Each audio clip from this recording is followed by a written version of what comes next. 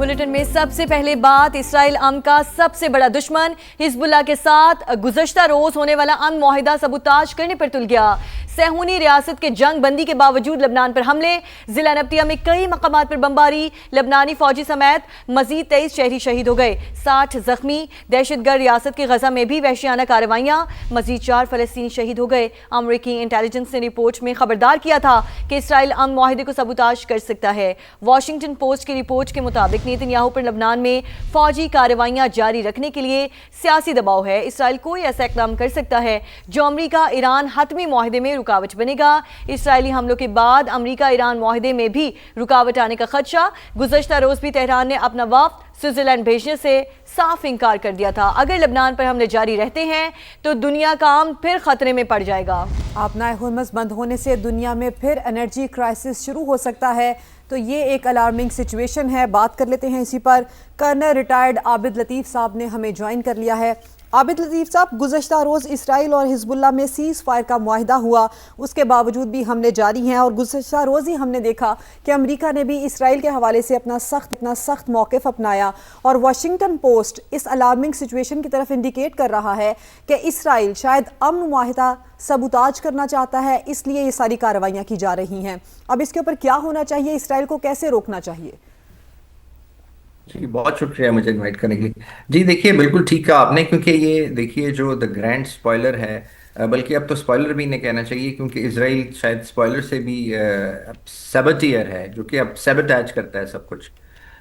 Spoiler तो फिर मैं समझता हूँ छोटी कैटेगरी है नेगेटिविटी की। तो देखें, अब इस पे अब एक्चुअली जो एमओयू साइन हुआ उसके अंदर अगर आप देखें तो ईरान का जो बाकी पॉइंट्स थे जिसके अंदर जिन जिन पे बातचीत काफ़ी हद तक हो गई है, और इन अ वे टेक एग्रीमेंट भी है, जिसमें स्टेट ऑफ हॉर्मस का एक मामला है जो 60 दिनों के अंदर उसको कैसे हल करना है, अभी उसको ओपन कर दिया गया है। जो इनरिचमेंट है उसके ऊपर भी बात हो गई है, और उसका भी एक टाइम फ्रेम इन अ वे अगले 60 दिनों के अंदर माहिदे के बाद हल कर दिया जाएगा। इस तरह से उसके जो एसेट्स हैं ईरान के, फिर उसके ऊपर जो सैंक्शंस हैं, इस पे भी बात हो गई है कि उनको बतदरीज ख़त्म कर दिया जाएगा। तो इन सारे मामलात के साथ साथ जो ईरान ने देखें, जो सबसे एक इसके अंदर एक चीज़ जो कैविएट था वो ये था कि जो लेबनान के ऊपर अटैक हैं वो भी नहीं होंगे। इसराइल ना सिर्फ ये कि उसको इस एग्रीमेंट को कंप्लाई करेगा और उसकी गारंटी अमेरिका देगा, बल्कि वो जो लेबनान के ऊपर अटैक कर रहा है वो भी नहीं करेगा। और ये अगर आप देखें तो इसराइल उसकी वायलेशन कर रहा है, और इसी वायलेशन का आपने देखा कि कल एक थोड़ा सा गुस्से का इजहार जीडी वैंस साहब ने भी किया, और इसराइल को यहाँ तक कहा कि Israel is a very tiny country, और आप इन अ वे कि आप हमारे America he is the only country जो आपको पूरी दुनिया में सपोर्ट कर रहा है, और आप जो हैं वो इस एग्रीमेंट को सबटाच करना चाह रहे हैं, और अगर ऐसा करेंगे तो फिर ये बहुत मुश्किल हो जाएगा, और अमेरिकन टैक्स पेयर के ऑन देयर लिवरेज आप ये सारा कुछ कर रहे हैं। तो इसके यहाँ तक बावजूद खबरदार कर दिया कि आप लोगों की सिक्योरिटी भी हमारे हाथों में है, ये भी उनकी जी जानिब से कहा बिल्कुल, गया। जी एग्जैक्टली।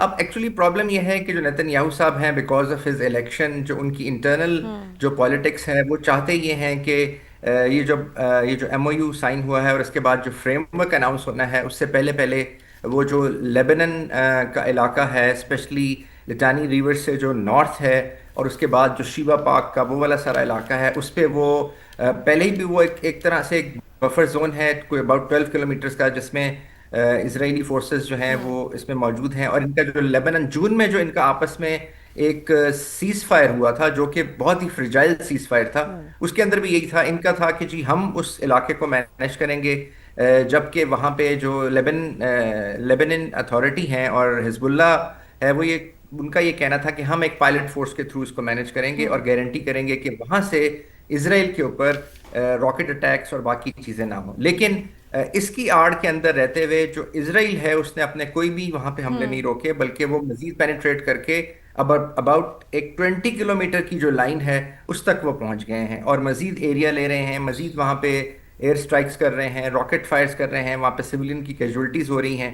और ये जब 2000 में इसराइल यहाँ से वापस गया था, जब इस ऑक्यूपेशन को उसने ख़त्म किया था और बफर जोन और उससे नीचे चला गया था, वापस नॉर्दर्न इसराइल में आ गया था, जिस वक्त आईडीएफ और जो एसएलए है, साउथ लेबनीज आर्मी, इनको डिफीट किया था हिजबुल्लाह ने, उसके बाद से आई थिंक इनकी इतनी बड़ी इंकर्जन कभी नहीं हुई। तो अब ये बजाय इसके कि उस एग्रीमेंट में जब ये बातचीत भी हो रही है, ये सब कुछ हो रहा है, तो उसके बाद बावजूद भी इन्होंने अपने अटैक्स भी बढ़ा दिए हैं, ग्राउंड फोर्सेस भी बढ़ा दी हैं, और जो ग्राउंड इन्वेजन है उसका दायरा भी बढ़ा दिया। तो मैं समझता हूँ जी अगर ऐसे ही ये चला, और ईरान ने बहुत क्लियर कर दिया है कि अगर ये हुआ तो ईरान फिर इस एग्रीमेंट में, इस एमओयू के जो अगला जो पार्ट है, यानी जो फ्रेमवर्क है, और जो फ्रेमवर्क के अंदर जाके इस 60 दिनों के अंदर इस पूरे जो रीजन है उसके अंदर एक परमानेंट अमन लेके आना है, उस पे ईरान ने क्लियर कर दिया कि फिर बातचीत नहीं हो सकती।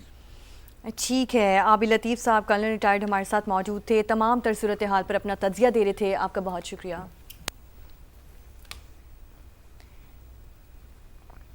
और अब आपको लिए चलें शहर इक़्तिदार में, जहां नुमाइंदा खुसूसी सुमेरा खान दीगर रिपोर्टर्स के साथ मौजूद हैं। जी Sumera, over to you. Thank you very much for coming to Islamabad. Islamabad का रिपोर्टर कॉर्नर इस वक्त समा की छत पे मौजूद है, और सबसे पहले उस्मान जो कि अपने फ़ोन में मसरूफ़ हैं, और ये टोक हमेशा मुझे तलत साहब और अफसार साहब करते हैं, आप प्रोग्राम में फ़ोन पे क्या देख रही हैं अहम खबरें। तो आपसे ही शुरू करती हूँ, कौन सी अहम खबर आपको आई है? बजट की बहस सिमट चुकी है उस्मान, या नहीं सिमटी, आप बताएं। और उस्मान के बाद ज़हीर, और ज़हीर के बाद मेरे साथी सुहेल जो हैं उनकी जानिब फिर हम जाएंगे। उस्मान, क्विकली बजट का बताइए, इस वक्त किस फेज़ पर है? बहुत शुक्रिया सुमेरा। जहाँ तक आपने इस मोबाइल फ़ोन की बात की है, पहले कलम और कागज़ जो है वो हमारे हाथों में होते थे। आज अब डिजिटल दौर आ गया, तो इसलिए यही टिकर अभी मैं आपको दिखा सकता हूँ कि जो हमने डेस्क को भेजे हैं। बुनियादी तौर पर जो बजट है उसका पहला मरहला जिसको कहते हैं कि जो लंबी डिबेट्स होती थी, अपने अपने, जैसे हमने कल भी बात की थी कि स्कोर सेटल किए जाते हैं, आज भी इसी किस्म का माहौल था बजट के ऊपर। बल्कि हुकूमत की जानिब से तनकीद की गई कि आपने बजट के आदाद शुमार पे कोई बात नहीं की है। आपकी तकारीर जो हैं वो 5 नुकात पे ऊपर घूमती हैं, और वो फ़र्द वाहिद का है, यानी बानी चेयरमैन तहरीक इंसाफ की बात की जाती है, उनके इलाज की बात की जाती है, उनकी मुलाकात की बात की जाती है। अवाम का दुख दर्द कहीं पे भी डिस्कस नहीं होता। इस पे बाकायदा आज तंज किया गया हुकूमत वो की तो तरफ से। अपना दुख दर्द प्रायोरिटाइज करेंगे ना, उनका दुख दर्द तो यही है भी कि हमें मिलने दिया यकीनी जाए। तौर पर इसीलिए तंज भी उनको सुनना पड़ा। अदालतों के बजट के हवाले से कुछ तनकीद की गई, उसके ऊपर जो बैरिस्टर वकील हैं, स्टेट मिनिस्टर हैं लॉ के, उन्होंने बड़ी वजाहत से उनको जवाब दिया। उसके बाद वजीर ख़जाना ने आज जो बजट स्पीच थी वो वाइंड अप कर दी है, शुक्र है। उसमें सबसे लोग तो सारे सो हुए थे। सबसे अहम नुक्ता जो था वो ये था कि ऑपोजिशन ने एक एहतजाज किया, एक मुद्दा उठाया कि आपने जो हमें अदाद-ओ-शुमार दिए थे और जो बजट डॉक्यूमेंट में हैं उसमें कुछ फ़र्क है। तो अगर ये इस तरह का वाकई हो तो बहुत बड़ा मुश्किल बात होती है हुकूमत के लिए। तो उस पे उन्होंने आज इस बात को डिफेंड किया कि जो तरीके इस्तेहकाक अपोजिशन जमा कराई थी उसके ऊपर उन्होंने अफसोस का इजहार किया, उसकी मजम्मत की, और उन्होंने कहा कि काश यही तरीके इस्तेहकाक की जगह ईवान में अगर आप बात कर लेते तो ये मामला डिस्कस कर लिया जाता, तो ये बहस की ज़रूरत ना पड़ती। तो उसके हवाले से उन्होंने बताया कि जो आप तासुर ले रहे हैं कि अदाद-ओ-शुमार का फ़र्क है, ये डॉलर की प्राइस की वजह से ये फ़र्क है, और इसमें कोई गलत अदाद-ओ-शुमार नहीं दिए गए। उसके बाद अब चूँकि जो अब अगला मरला होगा उसमें जो उनकी कटौती की तहरीक हैं वो कल से वो प्रोसेस शुरू हो जाएगा। तो आज जो बुनियादी तौर पर हमने ये देखा है माहौल पूरे बजट सेशन में आज भी वही था। चंद अरकान अपोजिशन के बैठे हुए थे, चंद ही वजीर और चंद हुकूमती अरकान वहाँ मौजूद थे। हाउस में कोई सो रहा है, कोई गप्पे मार रहा है, किसी का कोई इंटरेस्ट नहीं है अवाम के मसाइल के ऊपर कि उनको क्या रिलीफ मिलेगा। इवन पेट्रोल का अगर आपने कोई रिलीफ दिया है तो उसको डिस्कस करें, उस पर भी शर्मिंदा फिर रहे हैं लोग हुकूमत की तरफ से भी, उसको डिफेंड करने वाले। मैं उसी हवाले से जाना चाहती थी।